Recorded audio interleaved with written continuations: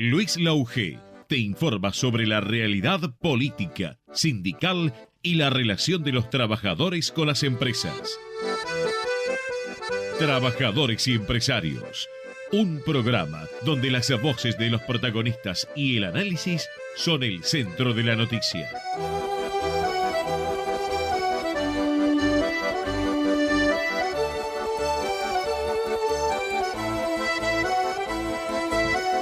Amigos, ¿cómo les va? Trabajadores y empresarios, como todos los miércoles de 4 a 5 de la tarde, aquí por Ecomedios, AM1220. Por supuesto que con el tema del día, de lo que fue la decisión de ayer de la Corte Suprema de Justicia respecto de la suspensión de las elecciones en Tucumán y en San Juan. Elecciones que finalmente no se realizarán en el caso de Tucumán íntegramente, hasta nuevo aviso.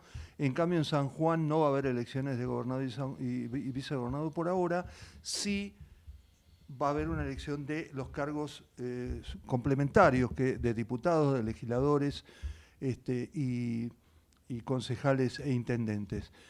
La verdad que sorprendió, digamos, en esta puja que se viene realizando hace muchos meses entre el gobierno y la Corte, no sorprendió nada. Esto confirma la judicialización de la política, de la intromisión política de la Corte en las decisiones. No solamente lo inesperado y lo desproporcionado del fallo de la Corte tiene que ver con meterse en cuestiones netamente electorales cuando hay la justicia de la provincia de Tucumán, la justicia electoral y la justicia y el tribunal de San Juan habían determinado estas elecciones. El fondo de la cuestión es un tema discutible, por supuesto, pero acá lo inadmisible, porque lo recreamos muy rápidamente para que lo entienda, acá se habla de lo que tiene que ver con los mandatos de Juan Mansur, que va a ser vicegobernador, si es realmente el tercer mandato o el cuarto, porque la Constitución, al haber sido Mansur, ex jefe de gabinete de Alberto Fernández, vicegobernador, podía volver a ser candidato a gobernador cuando ya lo fue 2 veces. Digamos, lo que se inhabilita es el tercer mandato, pero ya antes de eso, ahora en esta circunstancia, va como vicegobernador. El tema es si se aprueba o no eso.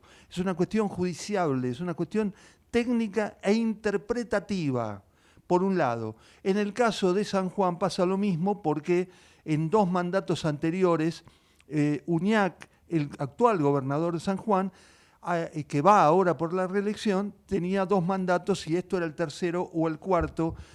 Normalmente el primer mandato no es una reelección, el primer mandato es un mandato. Después viene la primera reelección o la segunda o lo que fuere. Pero lo inadmisible es que, bueno, la Corte se ha puesto en un traje político. No hay manera de interpretarlo de otra manera y no hay manera de que no se lo vincule con el fallo o con la postura de la oposición política, en este caso de Juntos para el Cambio, cuando el mismo día, 3 datos elementales voy a dar. 1, este fallo, que es una medida cautelar que suspende la elección, es de una gravedad inusitada, una elección democrática, suspende una elección 5 días antes, el fallo de la Corte. El amparo de la Corte, 5 días antes, suspende una elección democrática. Lo podía haber hecho un mes antes. Si lo hacía un mes antes, citaba al Tribunal Provincial, lo discutían y después determinaban en tiempo y forma si la elección era correcta, esta figura discutible del vicegobernador y de cuántas veces fue reelegido. Esto era una cosa, pero hacerlo 5 días antes es directamente tirar al bombo, eliminar y suspender la elección en una medida que no le corresponde a la Corte, porque la Corte, si bien es el Supremo Tribunal de la Nación, tiene un protocolo que cumplir. La Corte debía llamar al Tribunal Provincial de la provincia, ver de qué se trataba el tema, por qué los tribunales de Tucumán y de San Juan dieron el visto bueno a la elección. Acá, usted les puede gustar o no, por supuesto que en última instancia tiene que ver con que la gente vota, y votó a ese gobierno, al oficialismo que estaba en juego hoy en Tucumán y San Juan. Si a la gente lo que no le gusta es que voten a Mansur o a Uñac, y bueno, es un problema. Es un problema porque la mayoría los votó. Esto no está en discusión. Si se vota, si se quiere cambiar el tema y cambiar el mando de una provincia, se vota a la oposición.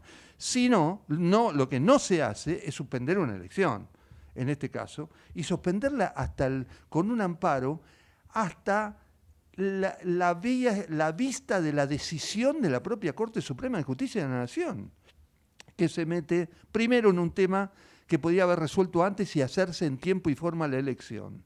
Primero. Segundo, lo hace en el mismo momento que surge toda esta ensalada respecto de la denuncia de la secretaria de Geraldo Milman, el principal asesor de Patricia Bullrich, respecto de que había borrado pruebas respecto del magnicidio de Cristina Fernández de Kirchner, un tema de una gravedad también inusitada, y la Corte se empeña el mismo día donde la Comisión de Juicio Político de la Cámara de Diputados investiga las irregularidades en la Corte, sobre todo en la obra social judicial, que no es menor. Entonces, toda esa ensalada de cosas hace que no sea apropiado una decisión de esta naturaleza y que la forma no sea la correcta, salvo en el caso de que la Corte quiera ponerse un traje electoral y tener, no les puedo decir otra cosa, y ponerse del lado de la oposición política en esta naturaleza. En la misma mañana, es decir, ayer, en que ocurría esto, Horacio Rosati, presidente de la Corte y del Consejo Supremo y del Consejo de la Magistratura, decidía y opinaba sobre la constitucionalidad de aplicar una política monetaria diferente, de tener potestad sobre la política inflacionaria y monetaria del país. El presidente de la Corte tiene que hablar de temas judiciales, no puede decidir, eso lo decide hoy, le guste o no, a quien le guste, el actual ministro de Economía, Sergio Massa, que fue elegido por este gobierno, le guste a quien le guste. Si a uno no le gusta Alberto Fernández, a mí tampoco me gusta Alberto Fernández. Tengo que esperar octubre para cambiar al presidente. ¿Qué voy a hacer? Hay 40 años de democracia, se cumplen. Las cosas se hacen con formalidades y respetando las instituciones. Es un fallo antirrepublicano, y en la chicanita política, quiero decirles que en la cuestión política, en realidad la respuesta que dan desde el gobierno y algunos, inclusive operadores ligados con la oposición, es que en realidad lo que se buscaba era demorar estas dos elecciones en provincias donde iba a ganar el justicialismo por amplio margen, porque Tucumán, le guste o no le guste, Mansur gana y Uñac ganan por más del 50%. No querían mostrar esa derrota este domingo, porque en las otras 3 elecciones que va a haber el domingo también ganarían los oficialismos, como vino ganando el oficialismo en la elección pasada, por ejemplo, en el caso de Jujuy, donde nadie dice nada, ganó Gerardo Morales, y Gerardo Morales es un candidato, o será candidato a presidente o acompañará a Rodríguez Larreta, del radicalismo que acompaña Juntos por el Cambio, y nadie dijo nada.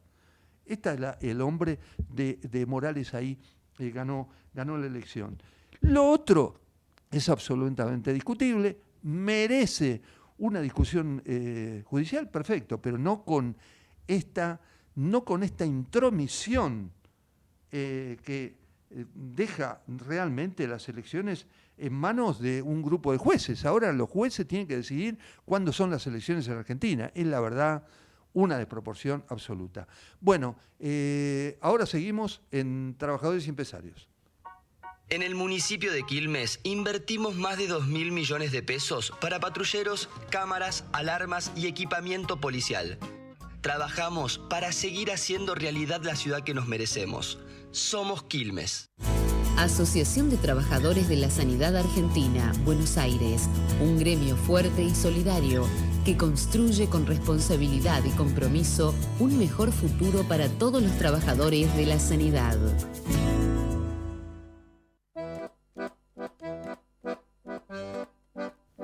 no queremos hacer esperar al entrevistado. Es abogado, profesor universitario, especialista en Derecho Procesal Institucional y Derecho del Trabajo. Es un hombre que nos ha desasnado muchas veces y que es David Duarte, que tengo el gusto de presentar. ¿Cómo te va, David? Luis Laugé para Trabajadores y Empresarios. ¿Qué tal? Buenas tardes, Luis Laugé. ¿Cómo le va? ¿Cómo está usted? Muy bien, muy bien. Un gusto estar otra vez comunicado con usted. Bueno, le agradezco muchísimo. Por supuesto que yo hice una interpretación judicial respecto del tema de la Corte y también política respecto de la oportunidad de hacerlo 5 días antes para suspender, y lo que me parece que era una desproporción de la Corte hacerlo de esta manera y no con tiempo y no tocando el tema de fondo que tiene que ver con las reelecciones. Pero digamos, ¿qué le parece a usted o cómo analiza esta decisión de la Corte respecto de las elecciones anuladas o suspendidas en Tucumán y San Juan? Bueno, en principio lo que advierto es como cierta manipulación de los tiempos, lo cual es grave. Es grave por lo siguiente. A ver. La Corte tiene muchos casos pendientes y hace muchísimo tiempo que no los resuelve. Y otros los resuelve inmediatamente, como ocurrió en el caso de la presencialidad en materia de educación. Cuando Larreta le pide a la Corte que se pronuncie, lo hizo muy rápido. Y ahora ya tenía opinión formada, porque en el caso tanto de Evolución Liberal contra San Juan, como el otro caso de Tucumán, sí. En ambos ya tenía opinión formada. Si cita un precedente de Santiago del Estero. Es decir, correcto. Si ya tenía opinión formada al respecto, ¿por qué esperó tanto? Y digo, ¿por qué digo que esperó tanto? Mire, Evolución Liberal inicia la demanda el 10 de abril.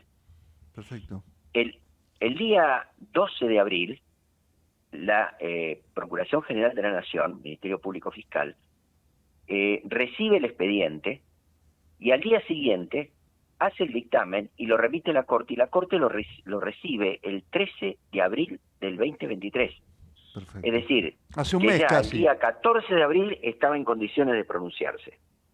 Es decir, si el Ministerio Público se pronuncia en un día, ¿por qué la Corte no puede pronunciarse también en un día?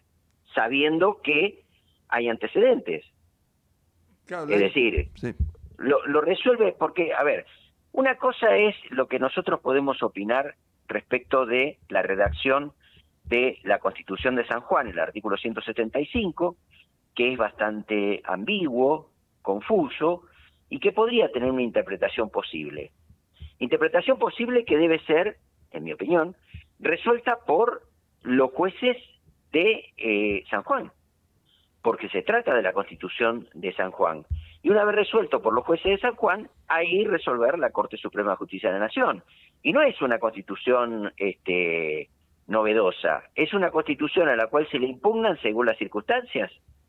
Digo, claro. Si las cuestiones son institucionales, como dice la Corte, que acá hay una cuestión de relevancia institucional que afecta al espíritu republicano, sí. ¿Por qué no lo hicieron cuando apenas se sancionó la Constitución?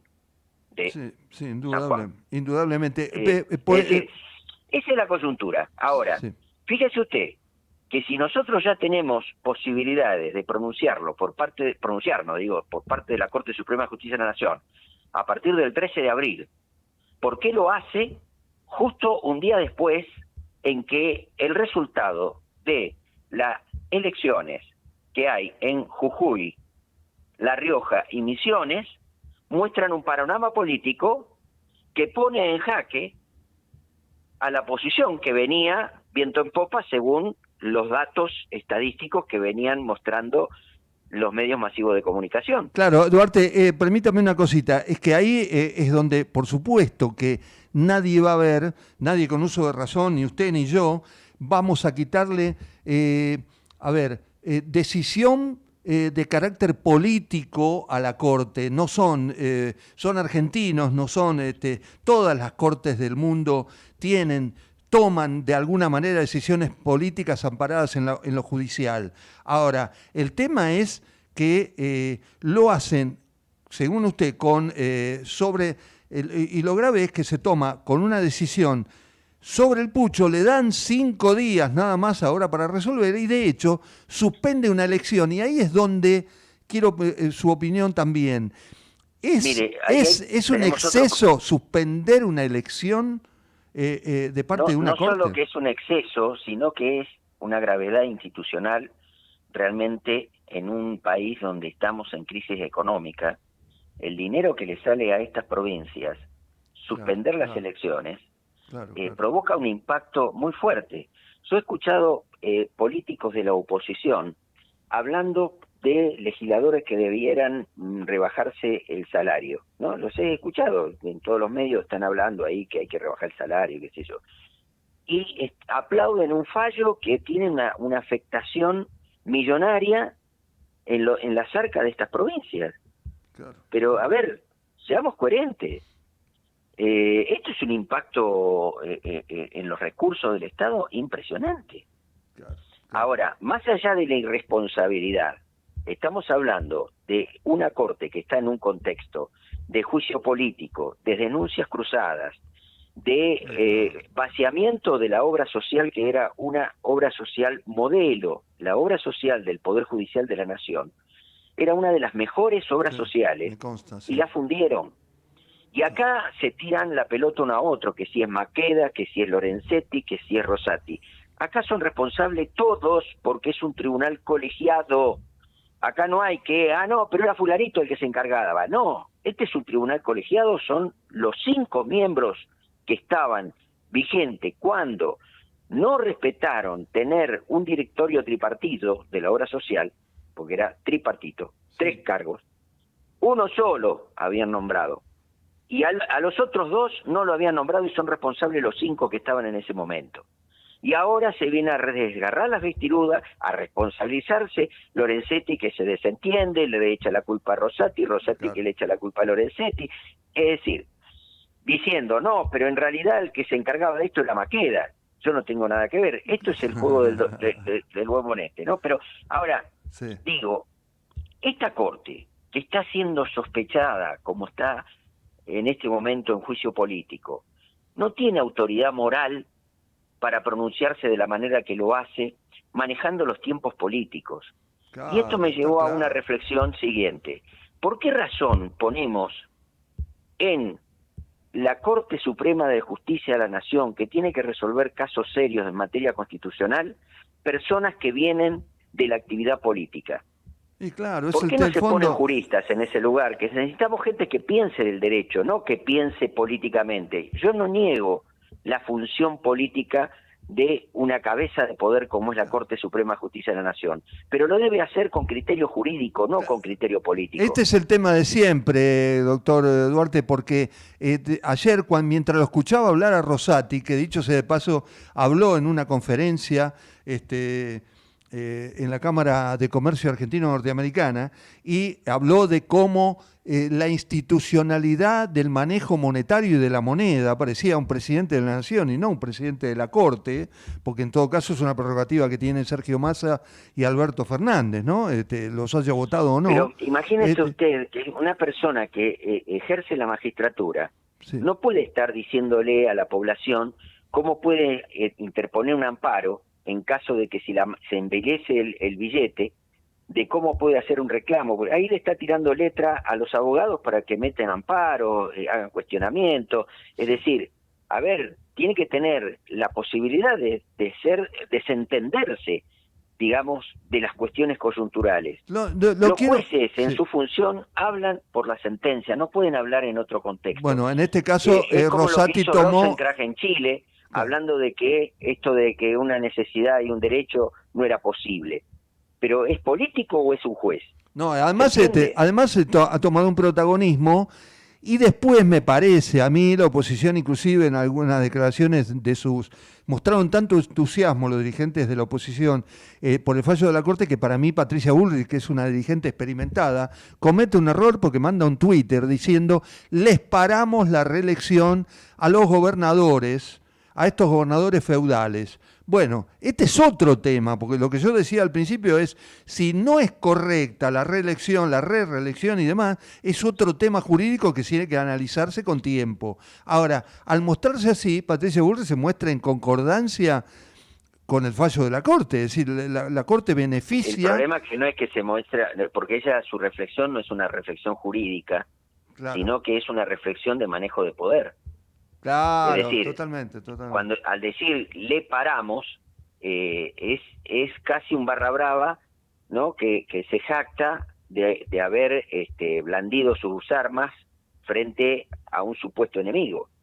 Claro, está claro. Así que me Bueno, parece que eso es más para el diván que para la reflexión bueno, política. después vamos a tener vamos a hablar con un psiquiatra, después de usted, en serio, le digo, por el tema de la violencia política, porque es más de, estoy utilizando, y no me quiero meter en otro tema, porque porque ya es otra cuestión que también vamos a hablar en otro momento con usted, pero esta cosa del enemigo kirchnerista, ¿no? Del enemigo peronista, del enemigo liberal, de los enemigos donde esta clase política trata de enemigos a rivales políticos con los cuales después se tienen que sentar en el Congreso, digamos. Hay una manifiesta violencia, me parece, política, que gracias a Dios no tiene que ver con las armas, pero si lo dejan a Milei, capaz que va con una ametralladora y mata a todos, mire ¿no? usted el clásico del domingo. Sí. Un árbitro, ¿no? que resuelve, ya faltando poco para terminar el partido, un penal que obviamente es discutible,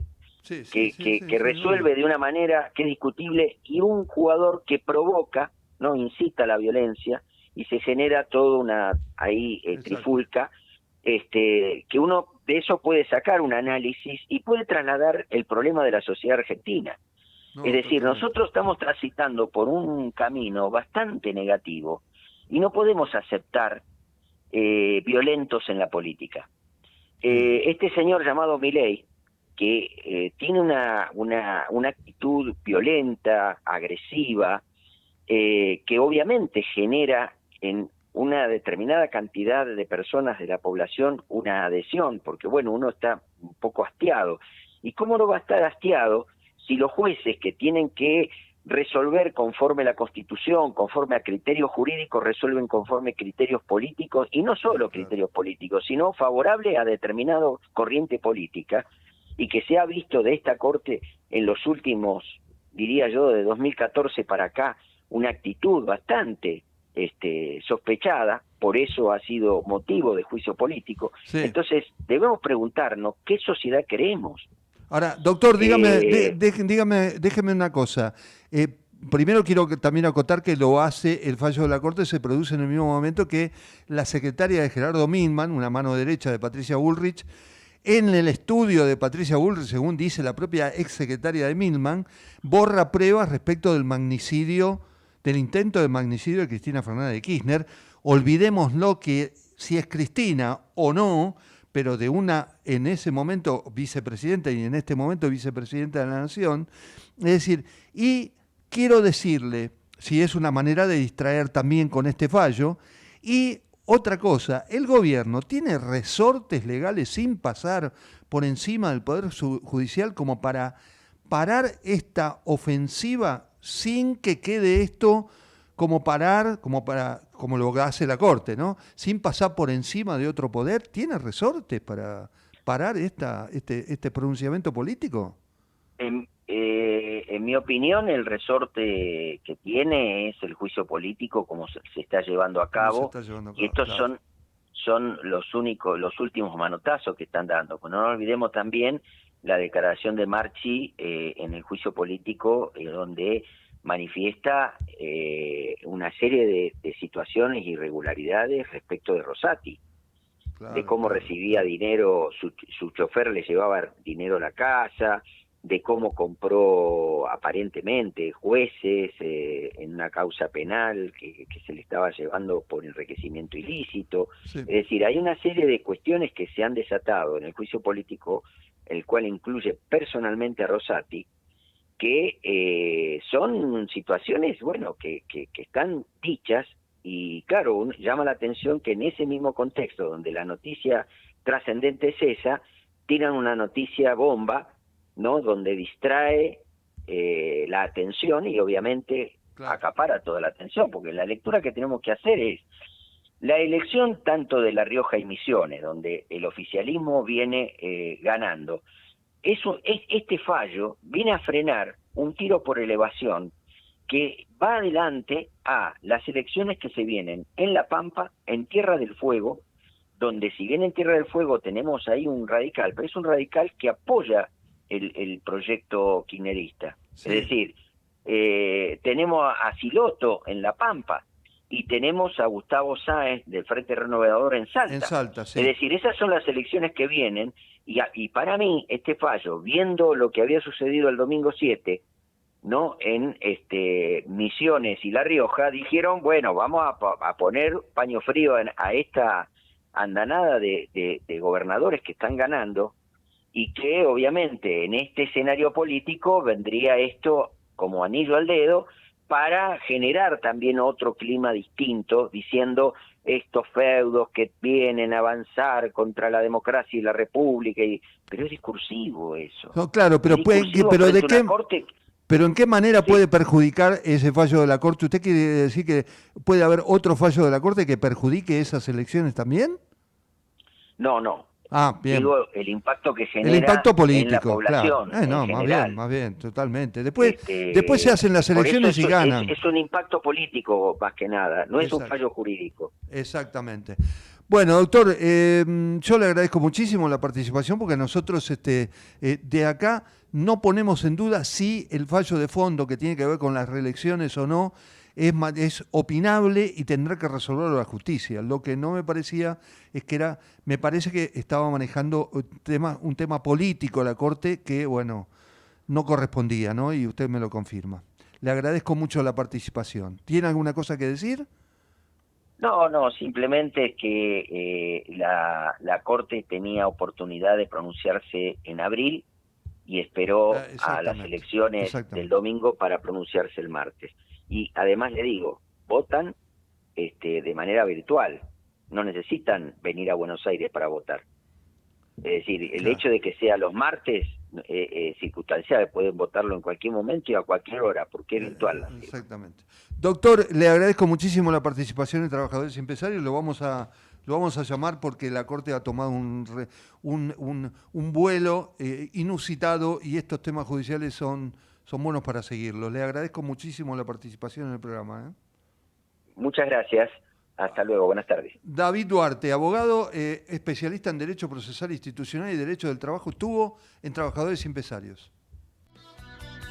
Vamos la radio, somos tu voz. Vamos con Eco, siempre la verdad y la mejor información. El mejor gimnasio te espera. Elegí las clases que quieras. En Unfit vamos a cuidarte. En Unfit venimos a encontrarte. 28, 34, 58, 73. No importa si tenés 18 o 70 años, vos también podés terminar la secundaria de forma virtual y desde cualquier lugar del país. Con educación hay futuro. Conoce más en buenosaires.gov.ar/terminal la secundaria. Buenos Aires Ciudad. ¿Sabías que un rico y auténtico sabor de un gran espresso ya no se encuentra solo en las cafeterías gourmet?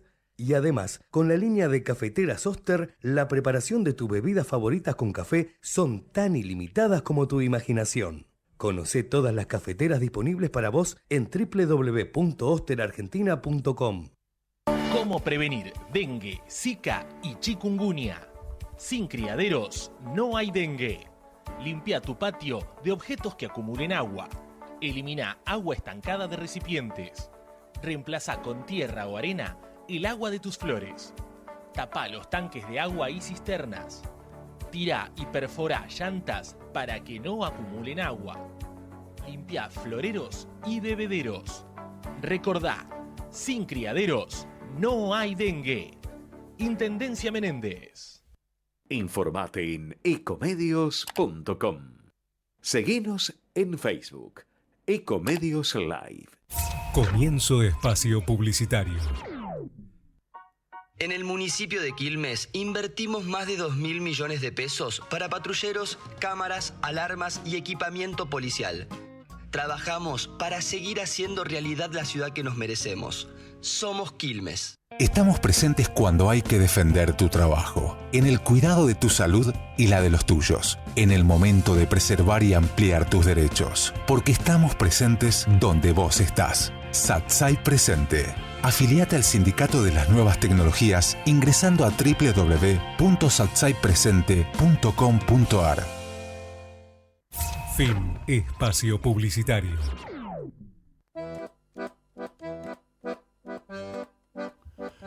Seguimos en Trabajadores y Empresarios. Bueno, antes de lo que fuera ayer la decisión de la Corte de suspender las elecciones en Tucumán y San Juan,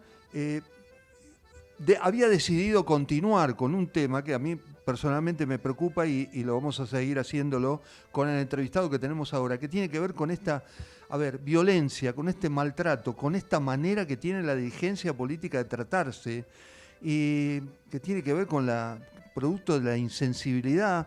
No hay, parece, oportunidad de dialogar entre sí, sino que todo es un constante ataque. Bueno, como fuere, tenemos para analizar este tema a Martín Alomo, en este caso, psicoanalista, profesor y licenciado en psicología por la UBA. ¿Cómo estás, Martín? Luis Lauge te habla, ¿qué decís?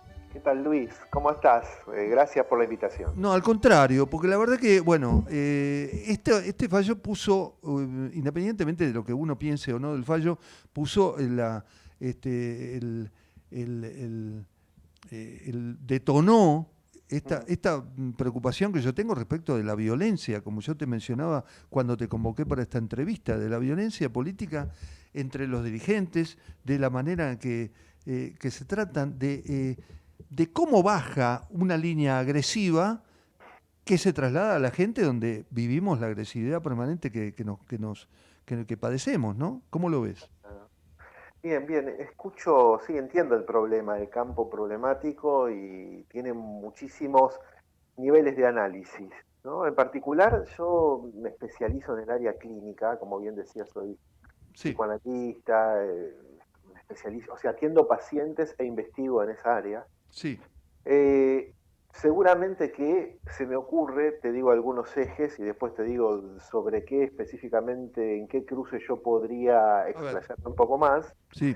Seguramente que los psicólogos que se especializan en el área social, los psicólogos políticos, los sociólogos y los comunicólogos, es decir, los especialistas en comunicación, sí, la gente que se encarga, ¿no es cierto?, de programar, por ejemplo, las acciones, las estrategias comunicacionales, las campañas de los políticos, tienen muchísimo para decir al respecto desde un nivel distinto del que puedo decirlo yo, y a mí lo que supongo yo que podría ser de interés para tu programa, ¿no es cierto?, y para poder conversar con tu audiencia, es el punto de interés, digamos, por dónde aparece, voy de a poquito, ¿no? ¿Dónde aparece lo que podría llegar a decir desde la clínica un psicoanalista que está dedicado a escuchar pacientes respecto de la violencia en la política, cómo se hace política con violencia, agresividad es otra de las palabras que vos decís. Correcto, ¿no? correcto. Voy a ir llegando de a poquito, ¿tengo un minuto? Sí, dale.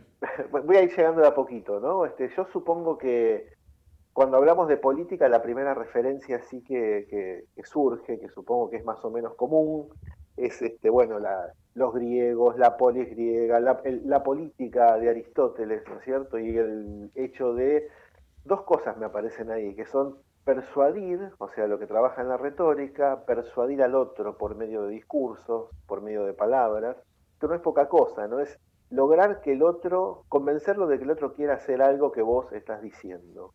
Sí. Y cuando eso se vincula a la política, supuestamente, virtuosamente, sería que el pueblo sea más feliz. Que el pueblo, por medio de lo que el político le dice, si sigue esa receta, va a estar mejor. Y lo que dice manifiestamente Aristóteles, entonces, ahora enseguida me vuelvo para nuestra actualidad, es que el político, para poder ocupar esos lugares en la polis, necesariamente tiene que hacerle creer, así lo dice la ética a Nicómaco, hacerle creer al pueblo, a los otros, que él quiere la felicidad para ellos, que quiere hacerles el bien. Sí. O sea, que esto es necesario, es inherente al campo político. Bueno, hago un salto gigante, Dale. sabemos que en el medio pasa Maquiavelo y un montón por de favor. gente diciendo. Y, No, y- por favor. Sí, dale. bueno, y resulta que hay algo de este convencimiento, esta persuasión que necesariamente necesita hacer el político sobre aquellos a los que quiere cooptar, que pasa por el arte de, de la retórica, de lo discursivo y de producir cosas en el otro, pero como no estamos en la sociedad griega de hace 2500 años, estamos atravesados por lo que ya sabemos que es la cultura de masas, y la cultura de masas atravesadas ahora por la comunicación no solamente masiva, que ya viene desde hace 100 años, sino además de la comunicación masiva, es decir, de los mass media, lo que trabajó extensamente Marshall McLuhan en el siglo XX, estamos ahora con la comunicación de redes. Entonces ahora producir cosas en los otros y hacer política es generar efectos. Esto, Luis, seguramente que vos lo podés explicar mejor que yo. No, dale. Generar efectos, marcar la agenda, estar presente y producir cosas en el otro para persuadirlo de que el otro haga cosas, pero en un contexto de masa, donde lo que importa ya no es persuadir, no es la virtud del orador que se para y convence, sino que es la eficacia de un discurso que sea más potente para llegar a más gente, ¿no? Entonces parece que hay algo que es el hecho de que la gente masivamente, para convencerse, tiene que escuchar. Y lo que saben mejor que yo los publicistas es que hay que generar eso que se llama deseabilidad. O sea, para que cada uno salga de su burbuja de interés personal, narcisismo diríamos, cada uno estamos en nuestras cositas, ¿no? Jugando nuestro juego. Hay desinterés, entonces hay que engancharlos. Y para engancharlos parece que el ruido y la violencia este es el viene tema. bien, ¿no? Parece que eso hace que la gente se enganche. Ah, ¿y te parece que es, digamos, es la manera y te parece, lo notás? ¿Notás que la gente se engancha con eso? Por supuesto, sí, lo noto. Y vos decías otra palabra que es agresividad. Sí. Y la agresividad, que es distinto de la violencia consumada, ¿no? Como una condición de agresividad que no necesariamente está ejecutada, está permanentemente, ¿no? O sea, todo el tiempo hay un contexto de agresividad. Hay, por ejemplo, la concepción de la guerra como la continuación de la política, ¿no? Conocemos la frase, ¿no? Que cuando la política fracasa, bueno, el diálogo, entre comillas, ya no es diálogo, ¿no? El intercambio entre las naciones es la guerra.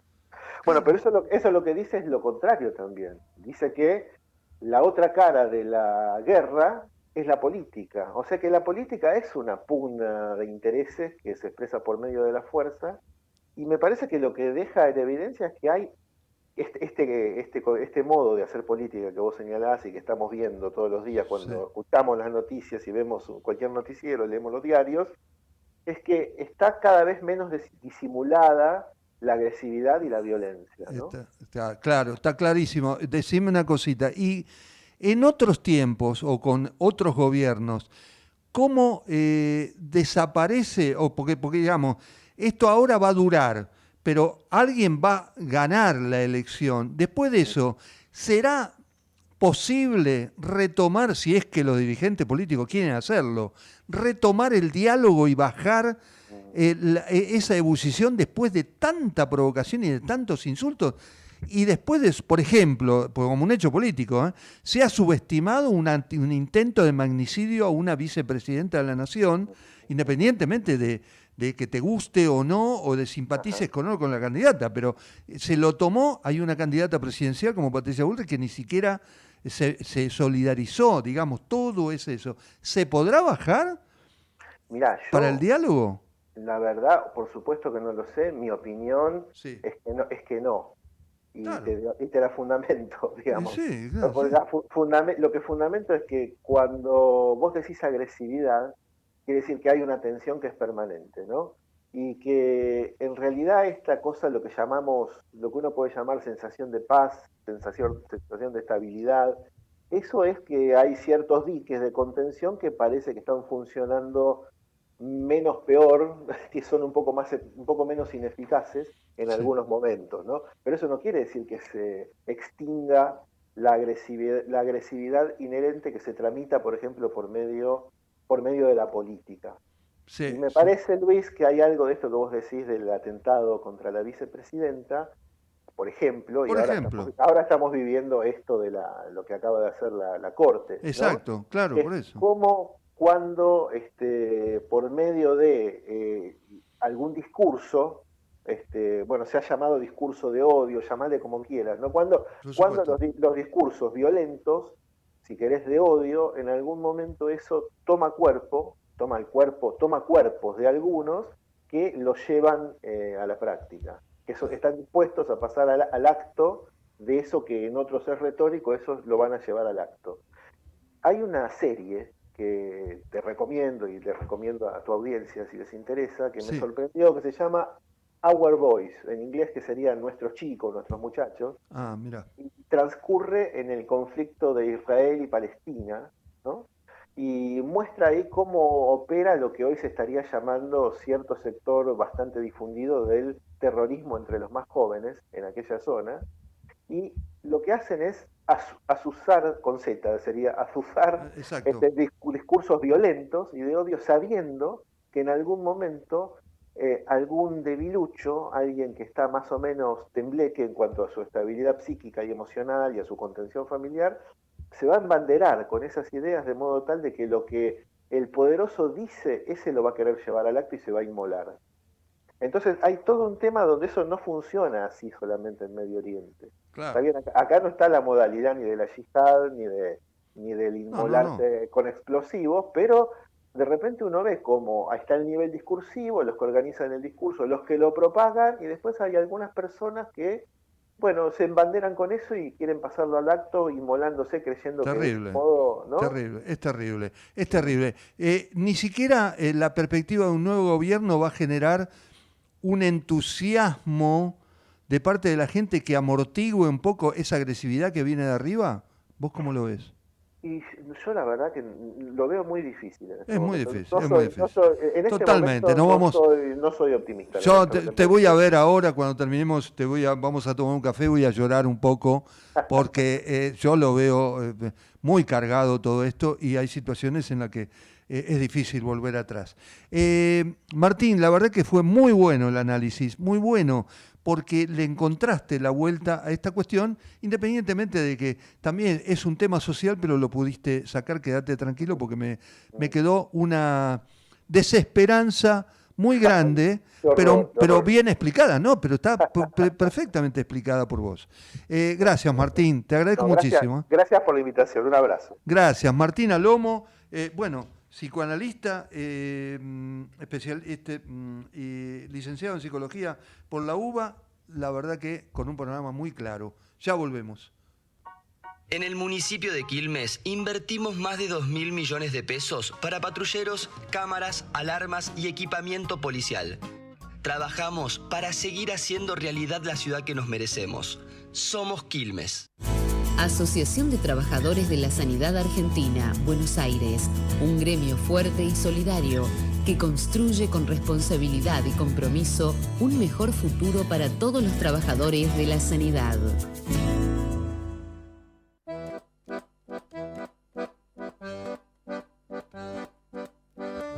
Bueno, seguimos en Trabajadores y Empresarios. Tenemos en línea ahora... Cambiamos de tema radicalmente con respecto de la reforma laboral y de temas laborales, y tenemos en línea a Gustavo Ciampa, abogado laboralista de la Corriente 7 de Julio, que está con nosotros. Gustavo, Luis Lauge, ¿cómo andás?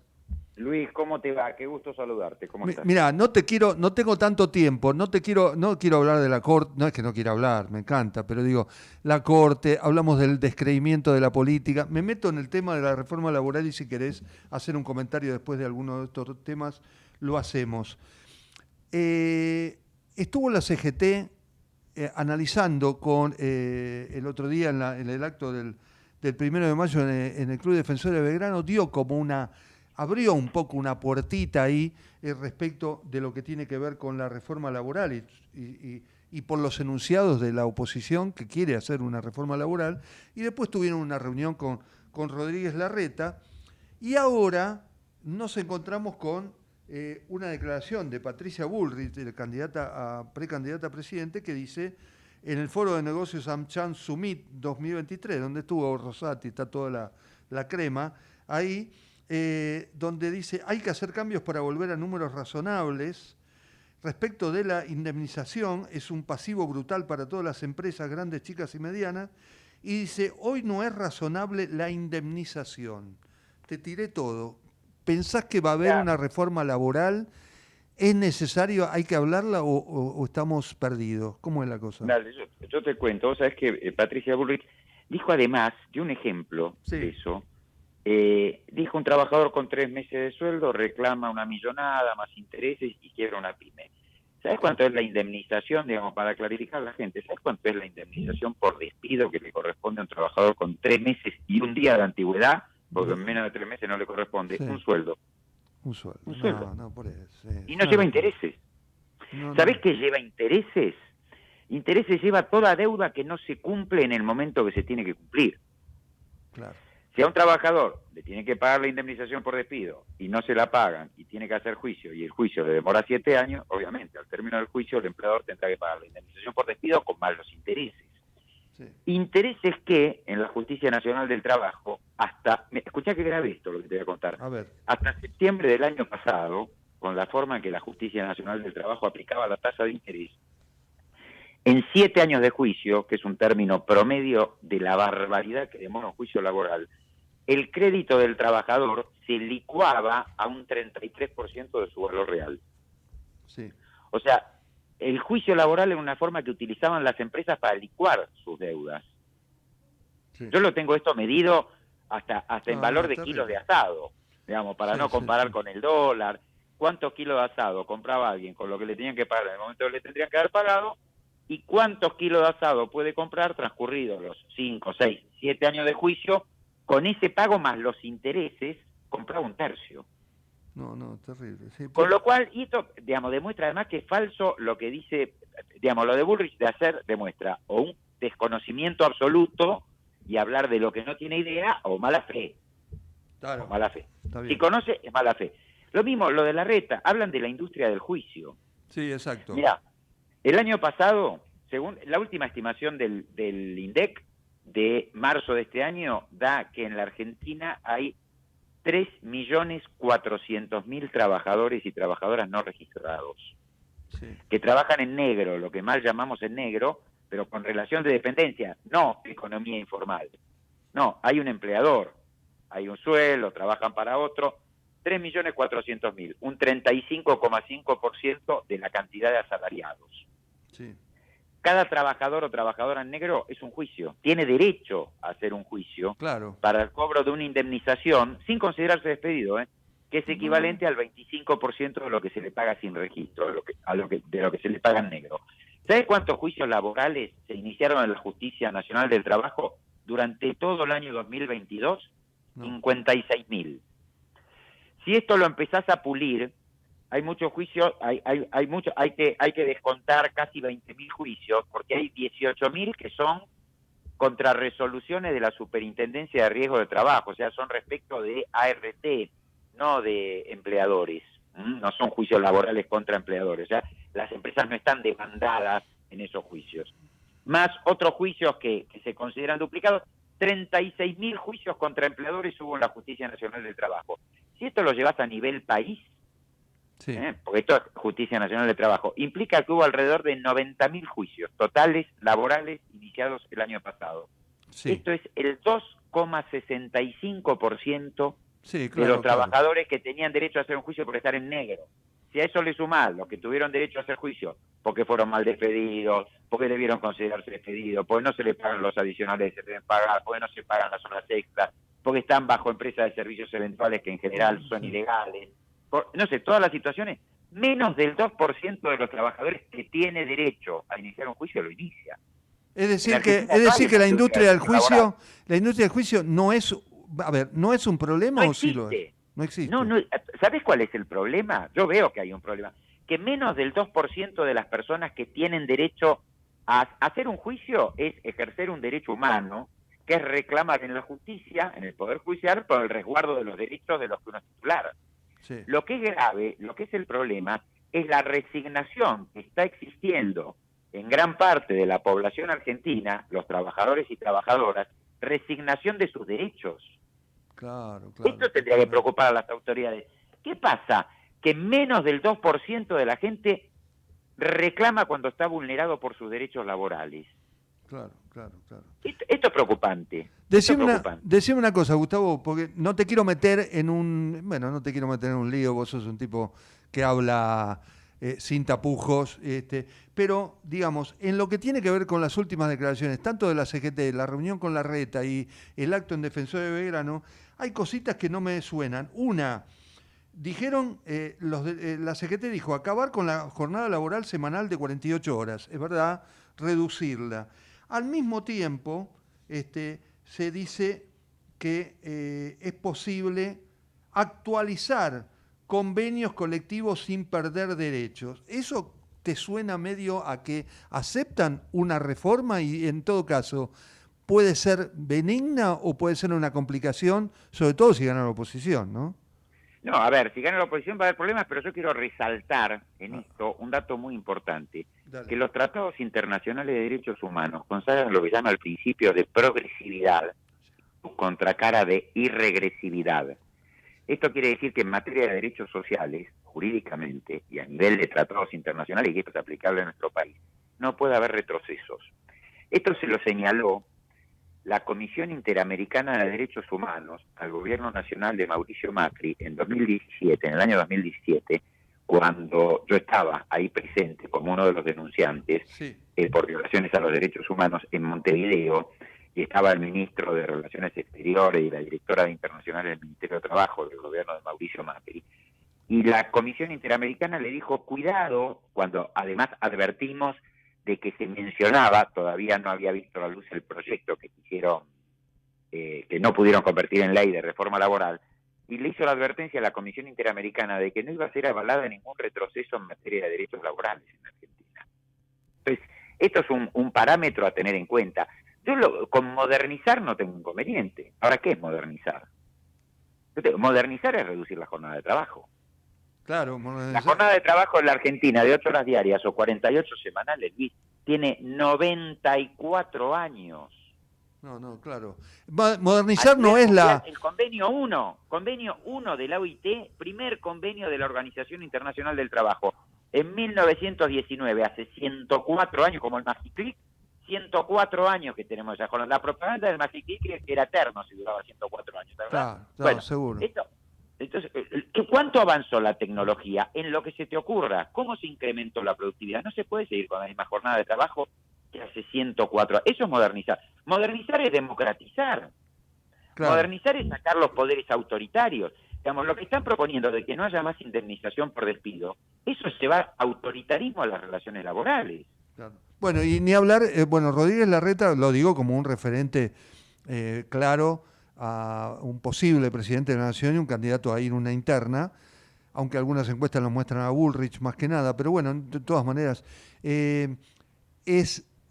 insiste Rodríguez Larreta con el tema de la mochila austríaca, ¿no? Que de golpe se puede explicar. Pero todo eso ya fracasó en la Argentina. Yo le pido a Rodríguez Larreta que se haga asesorar y que averigüe qué pasó en los 90. Mira, desde 1991, en que se crearon 4 modalidades de contratación, 2 que no tenían indemnización por despido y 2 cuya indemnización por despido era solo medio sueldo, la desocupación estaba en el 6,9% y en 1995 la llevaron, mediando esa modalidad de contratación, al 12,2%. En el 95 crearon 4 formas de contratación más, sin derecho a indemnización y con rebaja de las cotizaciones patronales, y siguieron incrementando la desocupación. Y en el 1998 otra reforma más, también flexible, y terminaron con el 21,5% de desocupación. Las políticas que propone Larreta laborales provocaron mayor desocupación en la Argentina. Y cuando se empezaron a restablecer los derechos a partir del año 2003, empezó a bajar la desocupación. y en el 2015 estaba en el 6,5. Dame una con línea. estas leyes vigentes hoy, ¿eh? Dame una línea para que quede claro, porque lo venimos remachando programa tras programa. ¿Por qué si bajás la jornada laboral aumentás la productividad? Porque la idea es muy difícil meterla en la cabeza a veces, ¿no? ¿Por qué? Mira, a ver, primero porque hay experiencias en el mundo. Sí, no, ya lo sé. Hay experiencias en el mundo. Segundo, hay estudios de la OIT. La OIT recientemente se lo dijo en un dictamen al hermano país de Chile, de que la reducción de la jornada de trabajo incrementa la productividad. Yo, si querés, te doy ejemplos, digamos, tengo acá a mano. Pero la reducción de la jornada de trabajo, y esto yo quiero ser claro desde mi visión, no tiene por finalidad, como primera finalidad, incrementar la productividad. La incrementa. Pero la primera finalidad es mejorar la calidad de vida de la población. No, más bien, sí. No le busques mala Segundo, redistribuir en alguna medida el trabajo existente. Esto como el cine. Vos tenés un cine con 100 butacas, entran 100 personas. Pero si vos haces 200, dos funciones, entran 200. Las butacas siguen siendo las mismas. Claro. Pero hubo más gente en el cine. Digamos, esto lo doy como ejemplo, ¿no? No, ya lo sé, cuando vos está claro. Reducís la jornada, no es que se crean nuevos puestos de trabajo, podrán crearse o no, pero redistribuís. Esto pasó en Francia. No hay que generar sobre expectativas en esto, porque en Francia yo creo que fracasó porque fracasó políticamente, porque se generó sobre expectativas. En Francia la izquierda dijo se van a generar 2,5 millones de puestos de trabajo. Se generaron, según las mediciones, entre 400.000 y 70.000 y 700.000. Entonces vino la derecha y dijo, ¿vieron que no se crearon 2,5 millones de puestos de trabajo? Gustavo, se me termina. Sí. La otra, recuperar el valor del salario. Luis, desde el 2015 hasta hoy se perdió más del 30% del valor del salario. Si vos reducís la jornada, recuperás el valor hora, no incrementás, pero recuperás el valor hora. Por supuesto, estamos hablando reducción de la jornada sin disminución salarial, ¿no? Manteniendo los salarios. Exactamente. Gustavo, la verdad que, y aparte me lo resumiste todo, un crack, sos un crack. Luis, como siempre, un gusto estar en tu programa. Gracias por todo, gracias Gustavo, un abrazo grande. Un abrazo y lo mismo a la audiencia. Gustavo Ciampa, abogado laboralista de la Corriente 7 de Julio. Nada más, una pequeña cosita y me voy. Bueno, ¿para qué la CGT, que viene tomando mucha distancia y no quiere criticar a la Corte y se toma su tiempo?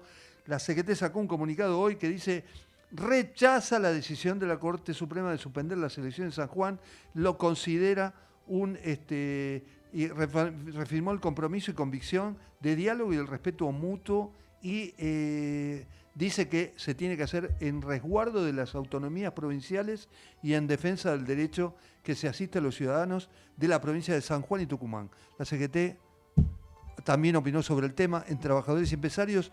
Nos vamos. Javier Martínez en la operación técnica, Leandro Laugel en la producción periodística. Esto es Trabajadores y Empresarios. El miércoles que viene nos vemos. Un abrazo grande. Chau.